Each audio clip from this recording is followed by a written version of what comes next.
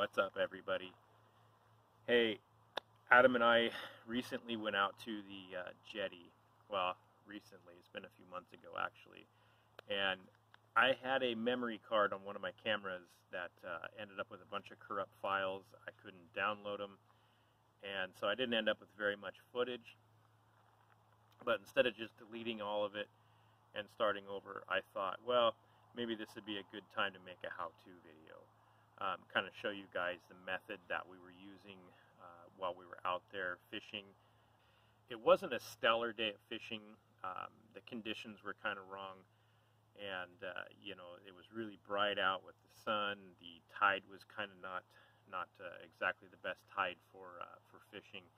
And I had been out there, I think it was 2 or 3 days prior to that, and I was by myself. I didn't feel like filming, number one, because it was just dumping rain. But I had an awesome day of fishing. Okay, hopefully this is better. I wanted to do this outside just because it's such a nice day, but the wind is just it's just too much. This is kind of my go-to rod and reel. This is actually a custom-made rod. It's a one-piece. It's about 9.5 feet. I don't know what the rating on this is.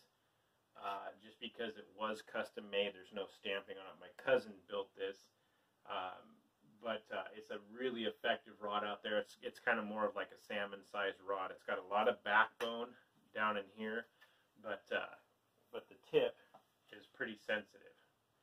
Okay, so it's kind of a whippy rod. The reel I've got on here is a Okuma Kaimar. It's a C55. And I've got 30-pound braid spooled up on here. And the reason why I fish a little bit heavier rod when I'm out on the jetty is there is some big fish to be had out there. You will hook into a pretty large fish once in a while, and when you do, you want to be able to handle that fish. You want to be able to manipulate them, because a lot of these fish, because of their predatory instinct, they're very territorial. So they'll come up and hit something, take it, and literally try to go back into the rocks with it, and you want to be able to have enough power to turn them around. So that being said, you don't have to have this setup, okay? The other thing about a one-piece is that they're hard to to transport. So if you're in a car, there's not too many places you're going to put a 9.5 foot, almost 10-foot fishing rod if you can't break it down. So that's another thing to think about. So this is probably more, I'm going to say, a setup that's probably more attainable by most people. This is all stuff that you can buy at your local Buy Mart. That's a store that we have, a kind of a discount store that we have around here in the Northwest. But this is an Okuma. Let me flip this around here. Excuse me. Okay, this rod is an Okuma Salilo. This is a CE-S-862MA. And basically this is an 8.5 foot medium action. It's an 8 to 17 pound line rated rod, a 1/4 to a 5/8 of an ounce lure weight rating. And this is a pretty good rod for out there. It can be a little bit light at times if you get into a bigger fish, but the upside to that is that you're going to get to fight them a little better. So this reel is another Kaimar by Okuma. This is a C40. So this is a little smaller reel than that 55. It doesn't have as much power, but it's a little bit faster on the retrieval. But I really like Okuma gear.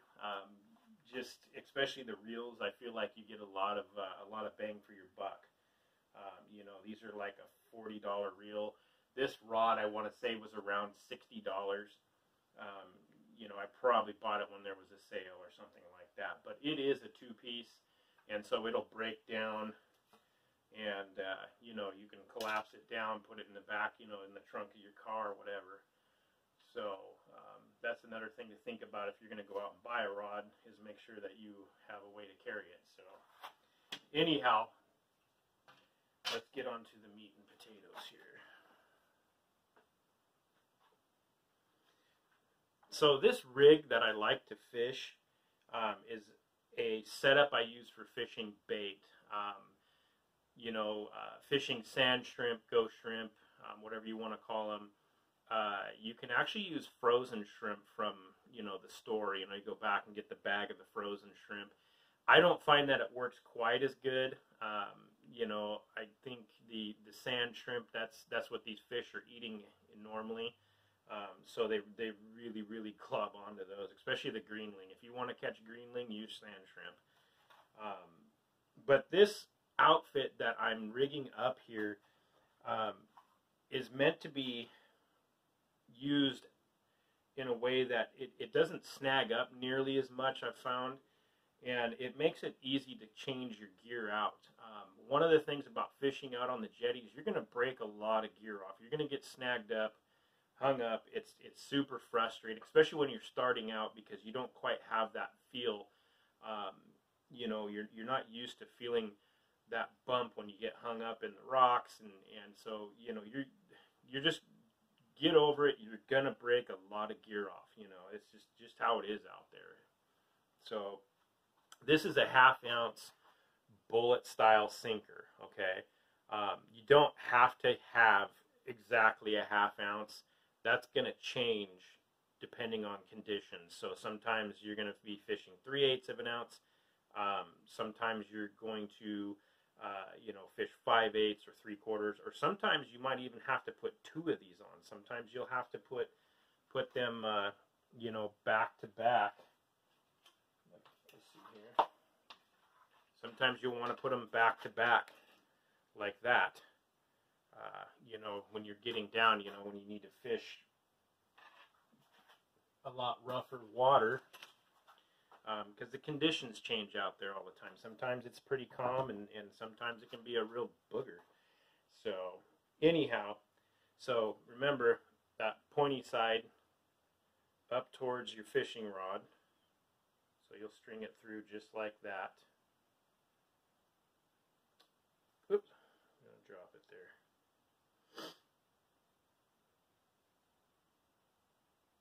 there. Okay.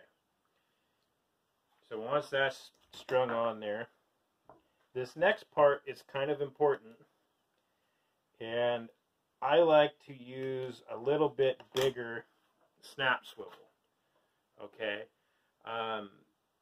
Simply for the fact that these snaps, my fingers are kind of sausage-like, and I have a hard time opening and closing these snaps. So sometimes having them a little bit bigger is nicer for me. Like I have a crushed finger, and so I don't have a lot of manual dexterity there. But you don't have to fish a big swivel. A medium-sized one, something you would use for steelhead, that's fine too. But make sure that you're using a quality snap swivel, okay? Don't buy the cheapies.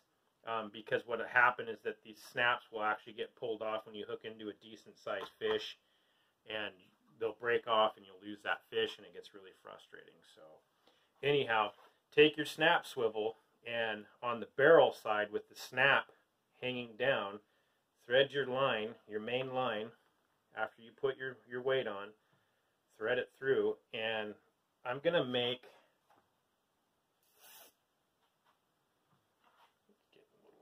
okay, so I'm going to tie this up using a Uni Knot. And I'm not really going to show you guys the knot because there's a ton of videos out there on how to tie it, but this is the knot that I prefer to use, simply for the fact that it's a super strong knot, and I feel like it's pretty easy to tie. So one of the things about braided line that is different over monofilament or even fluorocarbon, some of the other, just the poly lines, the hybrid lines, is that you can't just tie any knot with it. So you need to use certain types of knots.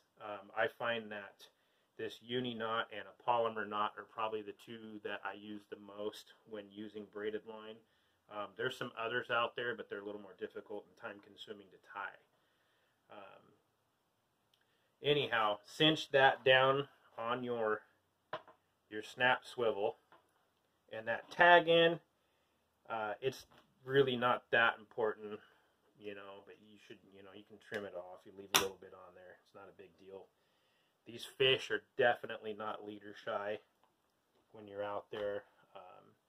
So don't get too hung up on, you know, trying to have like this perfect finesse looking, you know, outfit. So at this point, you should have your bullet weight to a snap swivel. You can put a little bead in between there if you want. It kind of helps from getting that knot too beat up, but I don't have any handy right now, so I ain't going to worry about it. And that's not something you have to have, but anyhow, the idea of this is that this weight floats freely. So this is kind of like a Carolina rig setup. The other thing is that this snap swivel, this braided line is pretty tough. So if this weight does get hung up, more than likely you can give it a good jerk and it should come free. So your next step, we're going to tie up our hook, and this is about 3 feet of 20-pound monofilament line, okay? You don't have to get super fancy with this either.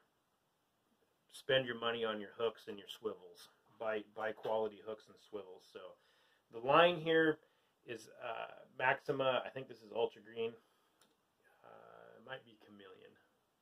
Yeah, it might be chameleon. Anyway, but just get yourself a decent monofilament line. 15, 20 pound. You could even go up to 25 pound if you really wanted to. And a size 1 hook, okay? It depends on what you're really trying to target out there, but you're going to get a lot of greenling. So I feel like a size 1 hook is good. It kind of keeps the small fish off, but you know, greenling don't have a huge oversized mouth, and neither do the perch. So this hook size is great. It'll work for the rockfish, it'll work for the greenling. You can even catch the larger perch on it. So I just feel like a size 1's kind of an all-around good hook. Again, buy yourself quality hooks too. I really think that's kind of an underrated thing when it comes to fishing is the terminal tackle. People focus so much on the rod and reel, and they forget to, you know, they want to go out and spend money on this expensive stuff, and they buy the cheapest hooks and swivels they possibly can. So definitely, you know, spend a little more money on hooks. You know, buy, you know, Mustad, Owner, you know, Gamakatsu, you know, something that's quality. So anyhow, I like to use an egg loop when I tie my hooks up. And most of the time what I'm going to do is I'm going to actually pre-make up a whole bunch of these, because the idea of this rig is that you're going to be able to change your hooks out. When you break these off, you can just open the snap and loop it on. So, and I'll show you that here in just a second. But anyhow, grab your hook. Same thing, an egg loop. There's a ton of videos out there on how to, you know, make the knot. So I'm not going to spend a lot of time, you know, really showing you how to do that. So hold your hook. You're going to take the end of one end of the line. You're going to go through the top of the hook, and then take your leader side and start wrapping. 1, 2, 3, 4, 5.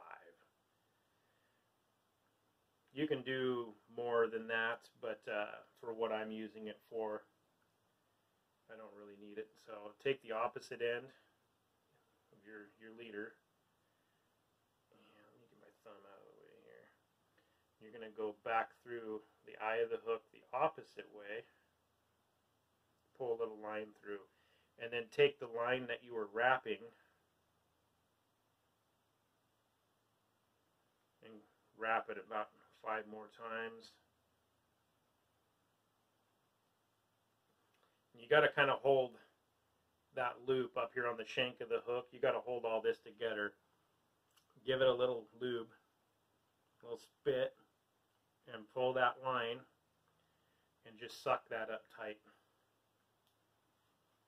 And so that's a very strong knot. Really not going to use the egg loop part, but if you push your leader back through, it creates this little loop back there that you can actually wrap. So like if you're fishing eggs or another type of bait, you can actually put a couple line wraps around that. But for this purpose, I'm not really going to use that. This is just more because it's just a really easy knot to tie, and it's a good one for the hook. It makes your hook sit, you know, nice and straight up and down. So now you can take that tag in, clip it off. Get off of there. And so you don't have to have super long lead. You don't, or if I can say it right, you don't have to have a super long leader on this. But what I like to do is come up here, about, you know, 15, 16 inches, double your line back, okay, and take and wrap a loop and just do a double square knot. And then you can take this and just kind of suck that line up. So you got this nice little loop on the end there. Oops, I wasted a little bit of line there. Oh well. Anyhow, just take and cut that tag off. Same thing, it doesn't have to be super close. But that's a fairly strong knot right there. And all you're going to do is just take your loop and just run it through your snap, and you can just clip it on. And the idea of this is that when you do get this hook hung up and it breaks off because it's stuck in the rocks, all you got to do is unsnap and just hook another one of these on. You can actually buy pre-snelled hooks like this. I just tend to find that it seems like when I do buy them, the line isn't real heavy. They're more like steelhead, you know, light line. And they just break off real easy. So I just tie my own up. But you probably want to tie up, I don't know, probably a dozen of these at least, depending on how long you're going to be out on the jetty, because you're just going to break gear off. It's just, I mean, there's no way, you know, you're just not going to get around it. So bait thread is just basically like a little fine stretchy cord. You're going to thread your shrimp up there because they're fairly soft. And you're going to basically want to wrap that around there a bunch. Presentation isn't so much a thing with these fish. It's more about the smell, and I think of, you know, that's their natural food, you know. So you can use clam necks, the frozen shrimp, you know, basically anything that comes out of the ocean bait wise, these fish will go for. But the sand shrimp seem to work the best. Then I would say probably clams after that. But anyhow, very simple, basic setup, pretty effective. It's easy to tie up. So, anyhow, I hope you guys enjoy the little bit of footage that I did get on this trip. Again, we did catch a few more fish, but a lot of them they weren't on camera. So, anyhow, take care, you guys.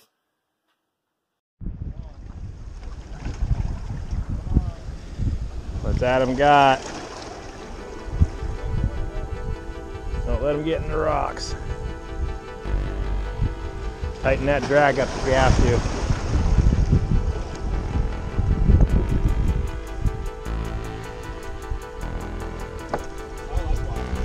Oh, that's a nice one though. Yeah, see, that's about max size for him. Is that a rock? That's a green link. Is it really? No, that's a small. That's a lingcod. They got teeth. And barbs? Yeah, so grab him behind the gills. Man, He's too small to keep, but pretty sweet. He's a little one. Those got to be 22 inches to keep. bummer. Even that's got a couple nice fillets on it. Yeah. All right, buddy. Cool fish Good though. gosh. I know. Arr. Little teeth. Jetty fishing's awesome just simply for that fact. I think just you never know what you're really going to get into.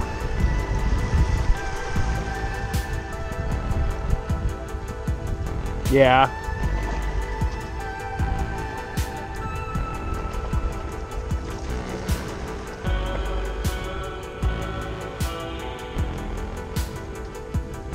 Yeah, it takes a little bit like of figuring out like the finesse, like knowing like when you're banging on the rocks, like when to reel up and move. And I feel like I'm gonna get hung up right now. Yep. Oh, oh.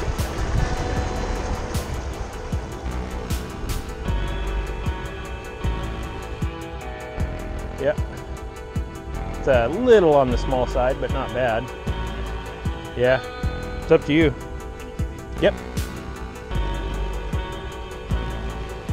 Yeah, that's not a bad size. Not huge, but definitely edible.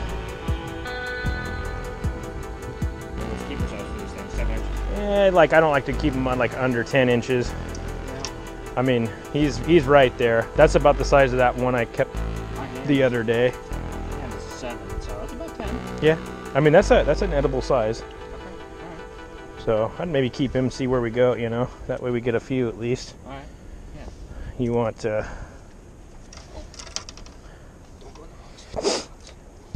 meant to bring my. may not be another lead out here. So we decided to go further out the jetty here, give it a try, but it's a little bit rough today. It's not horrible, but I think going any further out would just put ourselves in danger. So we're just gonna continue fishing here for a little bit, and I think maybe we might end up going back to where we were. Oh, almost felt like I had a fish on for a second.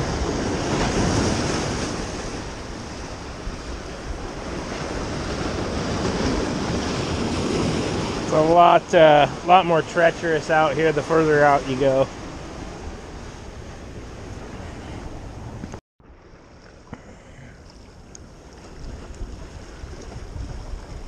So I caught a small black rock bass about 10 minutes ago on a sand shrimp, ghost shrimp, whatever you want to call them. Oh. Water's starting to come back in. It's making it a little harder to fish. I think I might have just lost my gear. Nope, I didn't. Okay. But it's been pretty slow. I mean, we were catching a few fish, but nothing crazy like it was for me the other day. Of course, I wasn't filming, so y'all can believe me or not, but it was almost every cast out here on the green wing.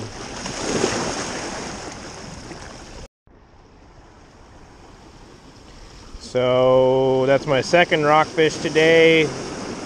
Nothing of any size though.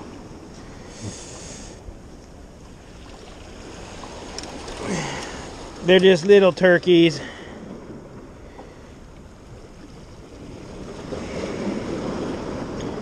Open your mouth, bud.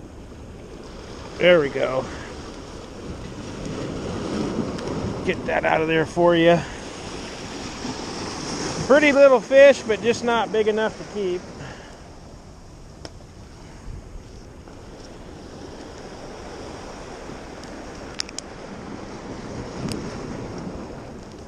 Yeah, that thing took me right into the rocks faster than I could even like reel up on him.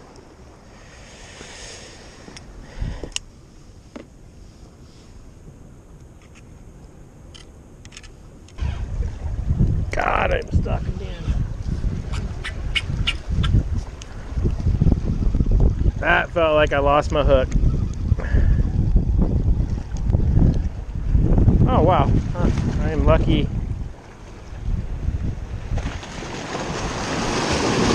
Woo! I can't get me, ocean. I'm like a ninja.